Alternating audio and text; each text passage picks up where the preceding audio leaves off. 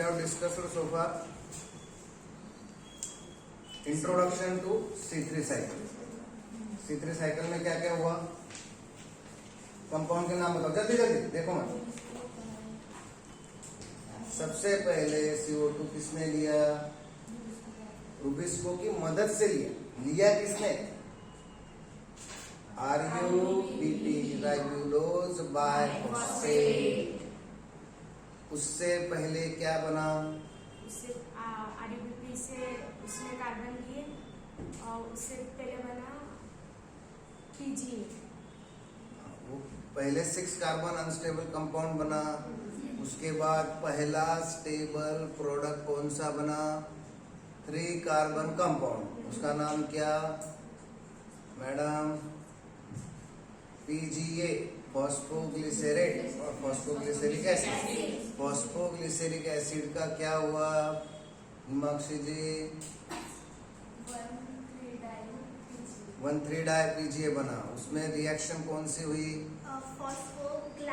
Phosphorylation, जिसमें ATP ने phosphate दिया और 1,3-डाई PGA बन गया। 1,3-डाई PGA से क्या बना भाई? 1,3-डाई PGA से फॉस्फोग्लिसराल्डिहाइड बना। उसमें क्या यूज हुआ? NADH। हाँ, बस समझ में आई? कितना हमने ले लिया था, पागल तक आ गए थे। फिर सिंथेसिस फेज में अगर मैं क्वेश्चन पूछूं कि if X molecules of PGAL are formed, then how many molecules will enter into synthesis phase?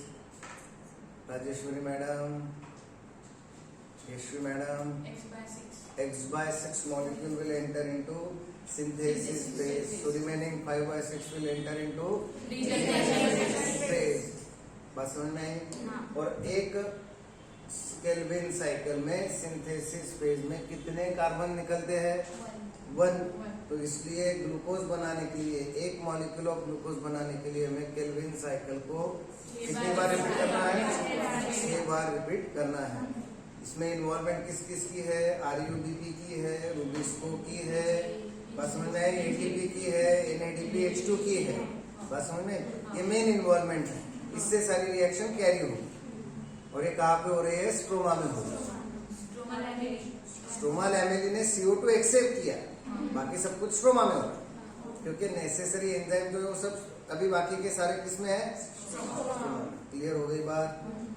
अब हम केल्विन साइकिल डिटेल में देखेंगे। उससे पहले क्या कि ये जो केल्विन साइकिल है ये मेल्विन केल्विन ने डिस्कवर किया है, इसको नोबेल प्राइज मिला है। उसने एक्सपेरिमेंट किया था यूनिसेल्यूलर अलगी पे, और उसने उस एक्सपेरिमेंट से ये पाथवे इस तरह से होता है ऐसा बताया कि इस तरह से ग्लूकोज बनेगा। और पृथ्वी के सारे प्लांट्स में C3 cycle compulsory. C3 pathway compulsory नहीं है, C3 साइकिल कंपलसरी है। C3 पाथवे उन्हीं प्लांट्स में होता है जहां पे CO2 अच्छा है, ज्यादा प्रोपोर्शन में है। फिर C4 पाथवे है और तीसरा कौन सा है? Camp pathway. तो हम C3 पाथवे फाइनल करेंगे।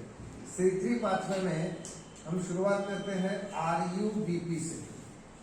RUBP it is a 5 carbon compound, और हमें पता है कि हमें केल्विन साइकिल को 6 बार रिपीट करना है। तो हम इसके कितने मॉलिक्यूल ले लेंगे? 6 मॉलिक्यूल हम ले लेंगे। तो 6 5 30 कार्बन हो गए। अब ये क्या करेगा? ये एटमॉस्फेरिक CO2 इसमें ऐड हो जाएगा। एक मॉलिक्यूल के लिए एक, तो एटमॉस्फेरिक CO2 कितने मॉलिक्यूल हो जाएंगे? 6 मॉलिक्यूल ऑफ एटमॉस्फेरिक CO2 ये लेगा। ये कहां से एंट्री करेगा? स्ट्रोमेटा से एंट्री करेगा ना, वो तो अंदर है स्ट्रोमा लैमेली। CO2 एटमॉस्फेयर से आएगा कहां से? लीफ के स्ट्रोमेटा में से आएगा ना, बात समझ में आई कि नहीं? लीफ के स्ट्रोमेटा में से वो आएगा, और यहाँ पे जो एंजाइम काम करेगा वो है Rubisco, ribulose biphosphate carboxylase oxygenase. इस रुबिस्को की मदद से बनेगा 6 कार्बन अनस्टेबल कंपाउंड, और इससे बनेगा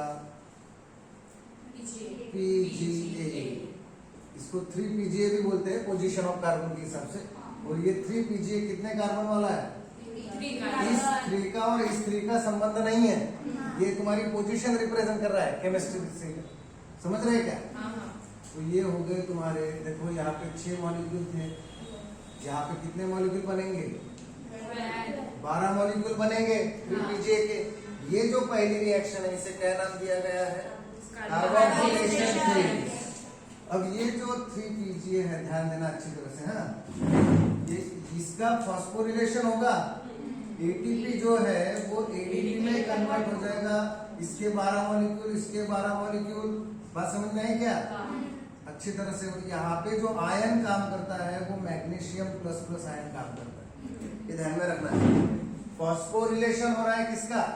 PGA का, और इसका फॉस्फोरिलेशन होके ये बना देगा 1,3 डाई फॉस्फोग्लिसरिक एसिड।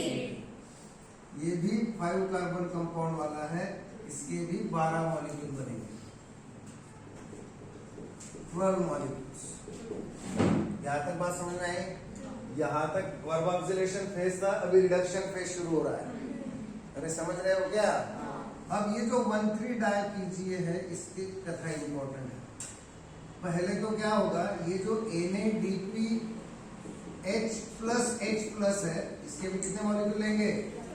तो ये NADP प्लस में कन्वर्ट हो जाएगा। आप याद करो, वहां पे प्लस था ग्रेना में, इसलिए उसने इलेक्ट्रॉन हाइड्रोजन क्या लेने थे, ले लिए, तो ये 12 NADP प्लस बन गए, और ये सारे हाइड्रोजन इसको देके इसको पागल बना दिया, बराबर है क्या? ये भी कितने कंपाउंड वाला है? 3 वाला है। ये सारे 3 कार्बन कंपाउंड है, कितने मॉलिक्यूल बनेंगे? 12 मॉलिक्यूल बनेंगे, और इसको हम 3PGA बोलेंगे। 3PGA, 3 फॉस्फोग्लिसरैल्डिहाइड।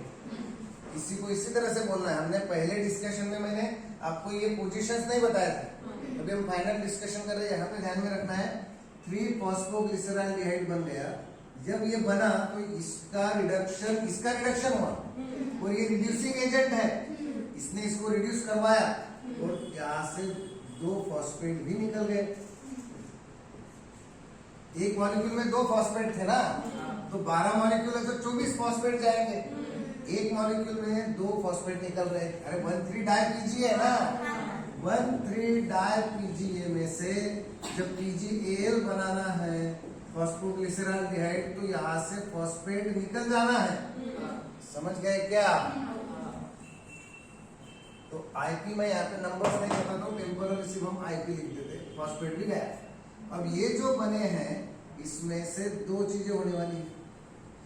एक तो सिंथेसिस फेज में 12/6 यानी 2 मॉलिक्यूल ऑफ PGA एंटर करेंगे, और यहाँ पे 5/6 into 12 that is 10 molecules will enter into regeneration phase. Are you getting point clearly? अब ये जो एक्चुअली यहाँ पे और एक स्टेप बता देता हूँ मैं आपको। ये जो 12 मॉलिक्यूल बन रहे हैं, तो शुरुआत में हमने जब एक RUBP लिया था तो 2 मॉलिक्यूल लिए थे। जब हमने एक बार केल्विन साइकिल बनाई थी तो एक RUBP 1 मॉलिक्यूल था, तो उससे कितने मॉलिक्यूल ऑफ PGL बने थे? 2 बराबर है कि नहीं? तो एक्चुअली यहाँ पे रिएक्शन ऐसी है इंटरमीडिएट, ये जो RUBP से बनने की प्रोसेस है पूरी, तो 1,3 डाई PGA जो होता है ना, 1,3 डाई PGA, ध्यान देना है अच्छी तरह से, इंपॉर्टेंट है। 1,3 डाई PGA, इसके एक्चुअली जो 2 मॉलिक्यूल है, उस 2 मॉलिक्यूल से एक मॉलिक्यूल बनता है DHAP और एक मॉलिक्यूल बनता है PGA। इस तरह से रिएक्शन होती है। 1,3 डाई PGA का एक्चुअली 2 मॉलिक्यूल में कन्वर्शन होता है, DHAP and PGA।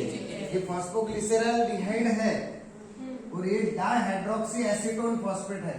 Dihydroxy acetone phosphate, dihydroxy acetone phosphate. Are you getting point? 1,3 di PGA जो है, 1,3 डाई PGA का क्या बन गया? PGAl, और ये PGAl के साथ क्या बना?